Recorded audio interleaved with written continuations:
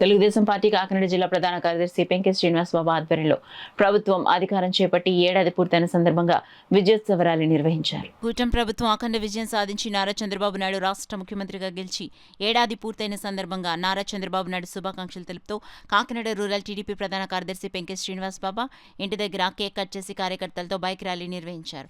ఈ కార్యక్రమంలో పెంకె సత్యనారాయణ, మునాస బాబురావు, మండా సింహాద్రి, మునాస నాగేశ్వరరావు, శీలం సూర్యనారాయణ, కుత్తల శ్రీను, బొడ్డు నూకరాజు, గుమ్మాల శ్రీను, వాసంశెట్టి గోవిందు, వాసంశెట్టి శ్రీను, ముమ్మిడి కృష్ణ, బెంజమన్ రాజు, కుత్తల రామకృష్ణ, బొమ్మిడి తాతారావు, సర్వాషిది ఏడుకొండలు, ప్రసంగి వర్మ, గరగ మాణిక్యం, మాడు శ్రీను, పాలిక సుబ్రహ్మణ్యం, పాలిక శ్రీను, టేకుముడి రాజబాబు, రాజారావు, తలుపులయ్య, లక్ష్మీనారాయణ, రాంప్రసాద్లు పాల్గొన్నారు.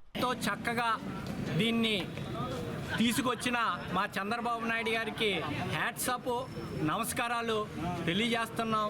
ఈరోజు కాకినాడ రూరల్ నియోజకవర్గంలో మన కార్యకర్తలు, తెలుగుదేశం కార్యకర్తలు అందరూ ఇక్కడికి సర్పవరం మా ఇంటికి వచ్చి ఎంతో చక్కగా జన సమీకరణ అయ్యి బైక్ ర్యాలీకి సహకరించినందుకు కార్యకర్తలు ఎంతో విజయోత్సవ ర్యాలీకి ఎక్కడ నిస్సహాయత లేకుండా అందరూ ముందుకు వస్తాం. సంతోషకరం.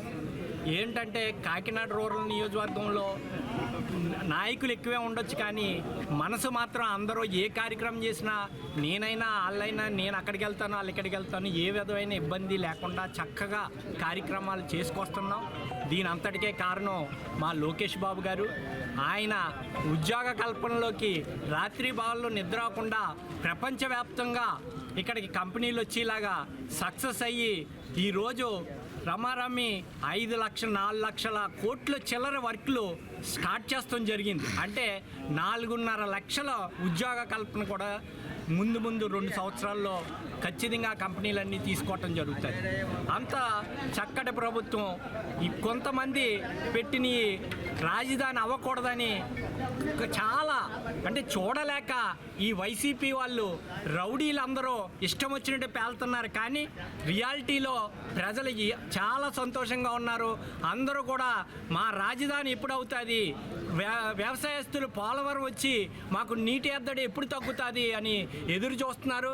ఈ కళ్ళన్నీ 2 సంవత్సరాల్లోనే ఖచ్చితంగా జరిపిస్తామని మోడీ గారి చేత హామీ కూడా తీసుకున్నారు. కాబట్టి ఈ ప్రభుత్వానికి మేము ధన్యవాదాలు చెప్తూ ఇలాగే ప్రజలందరూ సహకరించాలని కోరుకుంటున్నాం.